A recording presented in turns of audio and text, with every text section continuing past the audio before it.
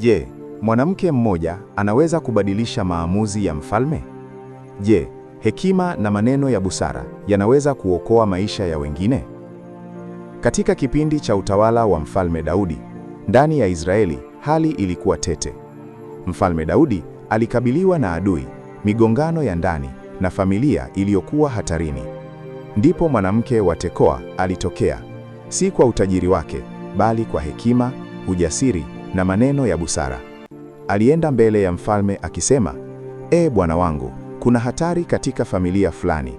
Uamuzi wa haraka unaweza kuleta madhara makubwa.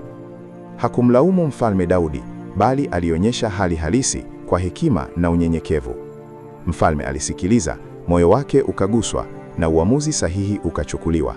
Maisha ya wale watu yakabaki salama. Hekima si tu elimu, bali ni kuchagua maneno sahihi kwa wakati sahihi. Mwanamke wa Tekoa alionyesha kwamba hata mtu mmoja mwenye hekima anaweza kubadilisha matokeo mabaya kuwa mzuri. Usidharau sauti yako, unaweza kuleta amani na mabadiliko kwenye familia yako. Usisahau kusubscribe na comment ili kupata historia nyingi za imani. Mungu akubariki.